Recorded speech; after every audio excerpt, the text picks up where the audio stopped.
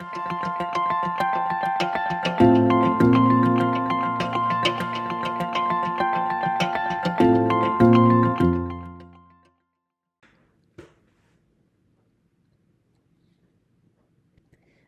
aujourd'hui j'aimerais vous présenter mon voisin Richard. C'est lui qu'on voit tranquillement passer le balai au milieu d'une tempête. Richard a 45 ans, il est père de 3 enfants, travailleur de la construction et coach bénévole au hockey. Il y a 10 ans, Richard a eu un accident de travail sur un chantier de construction. Sa main droite est restée coincée sous de la machinerie lourde. Depuis cet accident, il ressent de la douleur constante dans sa main et son bras droit. Pour soulager la douleur, Richard effectue plusieurs exercices et prend de la médication. Il a dû changer de travail et arrêter son bénévolat au hockey, ce qui a eu un effet néfaste sur sa santé psychologique. Au bout de quelques années, sa médication pour la douleur a commencé à être moins efficace et à lui générer beaucoup d'effets secondaires. Richard a donc effectué quelques recherches sur Internet et a décidé d'essayer le cannabis pour soulager la douleur. N'étant pas à l'aise d'en discuter avec son médecin, il achète son cannabis à la SQDC et s'automédique. Tous les jours, il essaie de contrôler la douleur afin de ne pas être dans la trajectoire de la tempête.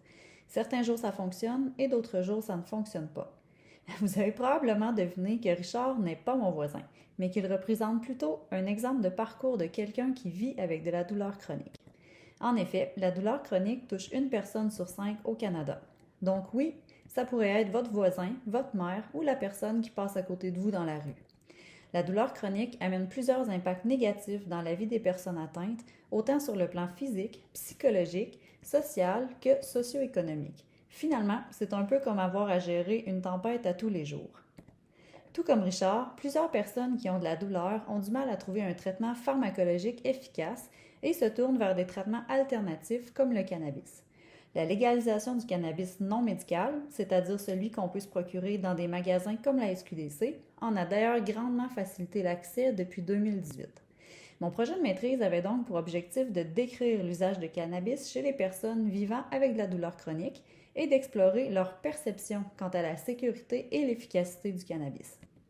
On a réalisé des entrevues téléphoniques avec 73 personnes et les résultats montrent que la majorité de ces personnes utilisent du cannabis sans l'accompagnement d'un professionnel de la santé.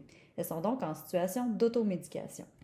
Étonnamment, la majorité des personnes qui affirmaient être en automédication avaient une autorisation pour du cannabis médical.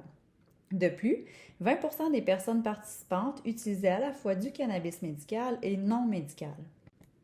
Pour ce qui est des perceptions, 90% des personnes ont affirmé que le cannabis avait une certaine efficacité pour gérer la douleur, et 72% d'entre elles estimaient que le cannabis ne posait pas ou peu de risques pour la santé.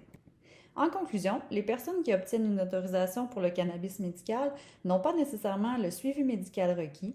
Les personnes peuvent utiliser du cannabis provenant de diverses sources et elles ont généralement l'impression que c'est sécuritaire pour leur santé. Je vous remercie de votre écoute.